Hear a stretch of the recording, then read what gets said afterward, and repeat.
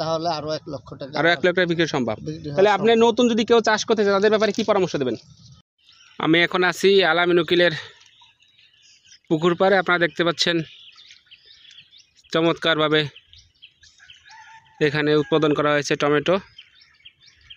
বিশাল পুকুর পাড় নিয়ে এখানে টমেটো চাষ করা হয়েছে, প্রচুর ফলন। আজকে আপনাদের শোনাবো একজন সফল কৃষকের তার প্রচেষ্টার ফসল, কিভাবে তিনি টমেটো চাষ করে স্বাবলম্বী হয়েছে। এটা হচ্ছে আমাদের উলপুর পশ্চিম পাড়া। আপনারা দেখতে পাচ্ছেন প্রচুর ফলন হয়েছে টমেটোর। আমাদের আসলে উলপুরে এরকম টমেটোর চাষ হয় না। আমরা যেহেতু এক ফসলি জমি, আমাদের এখানে শুধুমাত্র ধান চাষ হয় বেশিরভাগ জমিতে।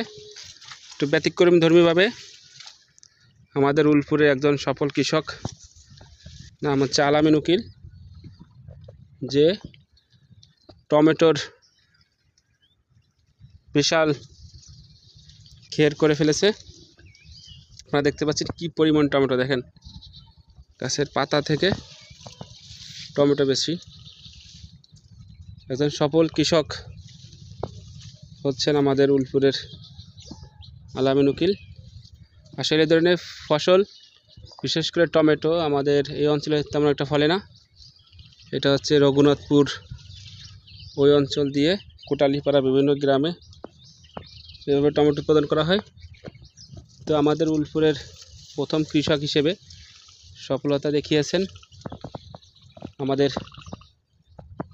সবার পরিচিত আল-আমিন উকিল। আপনারা দেখতে পাচ্ছেন পাকা পাকা টমেটো, কত বড় বড় টমেটো, দেখেন ভিতর থেকে দেখা যাচ্ছে।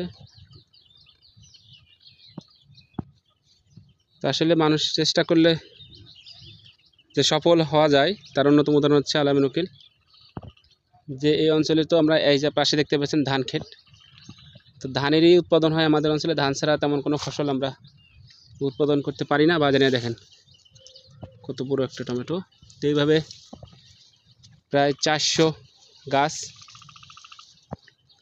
প্রচুর জায়গা নিয়ে এই টমেটো উৎপাদন করেছেন। আপনারা দেখতে পাচ্ছেন এইখান থেকে এই পুকুর এই পার, দূরের ওই পার, এবং এই যে একটা পার আছে, এত পরিমাণ টমেটো। তো আমরা আজকে জানবো আল-আমিন উকিল কীভাবে, এই দেখেন ভিতরে টমেটো, কীভাবে সে এই টমেটো চাষে এত আগ্রহ প্রকাশ করলো এবং কোথা থেকে সে অনুপ্রাণিত হলো, আমরা তার কাছ থেকে আজকে জানবো।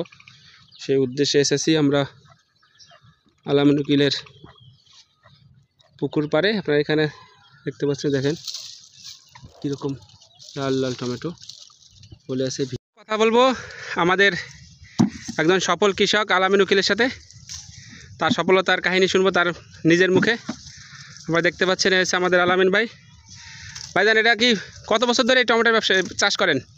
আমি টমেটো এই যে বিগত 3 বছর থেকে 3 বছর চলে আর কি, এই বছর দিয়ে শুরু করছি। এবার কতগুলো চারা লাগাইছেন? এবার আল্লাহর রহমতে 3000 চারা লাগাইছেন।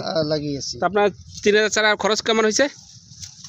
আমার 3000, এখানে তো আরো এই যে ছিল আপনার কুমড়ার, মানে শুধু টমেটো খরচটা বলেন। শুধু টমেটো আমার 80,000 টাকা খরচ। 80,000 টাকা খরচ। এই পর্যন্ত বিক্রি হয়েছে কত? বিক্রি হয়েছে লাখ টাকা বিক্রি, 1 লক্ষ টাকার মতো বিক্রি হয়েছে। 80,000 টাকা খরচ ছিল, 1 লাখ বিক্রি হয়ে গেছে। 1 লাখ বিক্রি মানে কত মন বিক্রি করছেন?